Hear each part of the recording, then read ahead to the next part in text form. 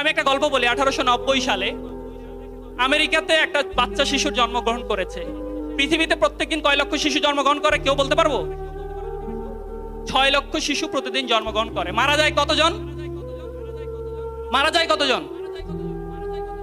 2021 সালে বাংলাদেশে শুধুমাত্র বিশ্ববিদ্যালয় শিক্ষার্থী 101 জন আত্মহত্যা করে মারা গেছে।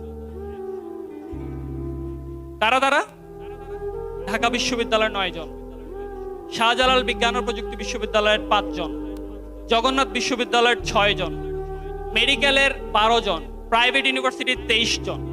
সবাই এদেশে ক্রিম স্টুডেন্ট না? আমরা সবাই এরকম ভালো ভালো বিশ্ববিদ্যালয়ে পড়তে চেয়েছিলাম না ওয়ান্স আপন এ টাইম?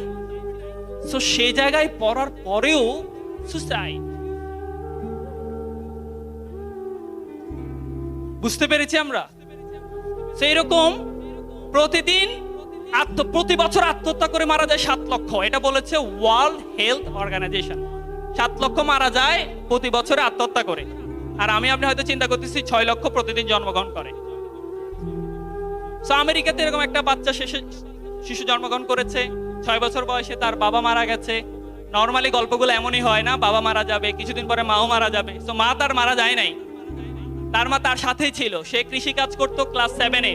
ওদের গ্রেড 7th গ্রেডে তাকে ড্রপ আউট দিয়ে দিছে, টাকা পয়সা দিতে পারে না। এরপরে হচ্ছে সে 16 বছর যখন বয়স হয়, আমেরিকাতে ডিফেন্সে চাকরি করার জন্য 17 বছর বয়স লাগে। তো 17 বছর হয় নাই, সে চুরি করে তার বয়স 17 করছে, করে ইউএস আর্মিতে যোগদান করছে।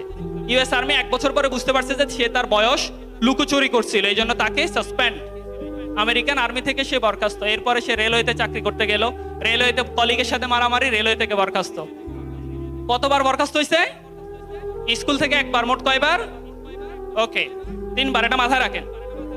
তারপরে সে একটা ফেরি বোট কোম্পানি খুলছে, কিছুদিন চলে, এরপর আর চলে না। নর্মালি বলে না, অবাগা যেদিকে যায়, মানে তার কপালে তাই হয়েছে, যেদিকে তাকাচ্ছে সব শুকাই যাচ্ছে। এরপরে শুরু হইলো, সে একটা মুরগির ব্যবসা দিল। বললো যে আমি রেল স্টেশনে ঘুরে ঘুরে চিকেন বিক্রি করতে চাই, চিকেন মুরগি না, সেটা বিক্রি করতে চাই। বিক্রি করা শুরু করলো। একটা সময় তার মনে হয়েছে যে বেশি ভালো বিক্রি হচ্ছে, এখন একটা রেস্টুরেন্ট দিই।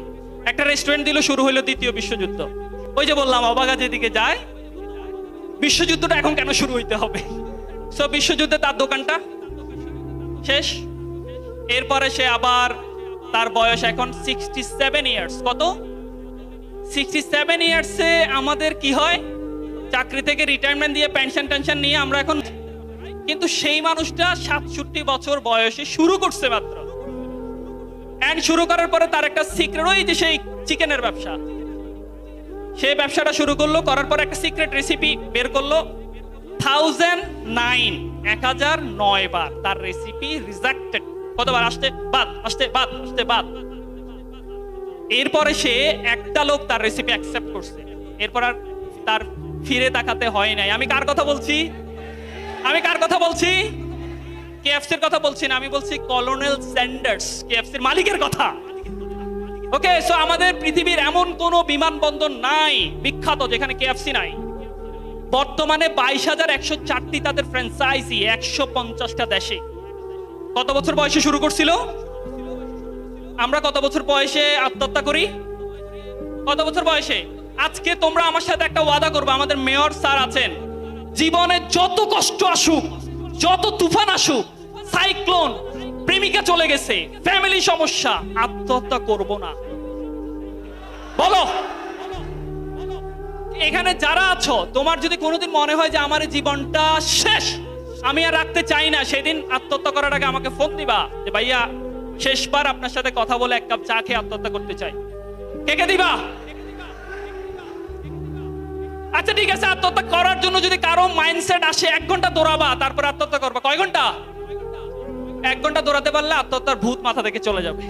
ওকে, এটা আমি বলি না, এটা একজন ডাক্তার বলেছেন। সো প্লিজ, জীবন আগে। এত বেশি ফ্রাস্ট্রেশনের দরকার নাই। এত বেশি সাকসেস। একটা সরকারি চাকরি পাইলে কি হয়? 8টা সরকারি চাকরি পেয়ে গত 29 মে সুইসাইড করছে। 8টা। কয়টা চাকরি? আমরা যারা মনে করি যে সরকারি চাকরি পাইলে আমি সফল, সাকসেস, সফলতা কিন্তু এসব জায়গায় না, আসলে চাকরিতে না, কিন্তু আসলে বুঝতে পেরেছি। সফলতার সংজ্ঞাটা নিজের জন্য চেঞ্জ করে ফেলতে হবে। ওকে, পারবো ইনশাআল্লাহ।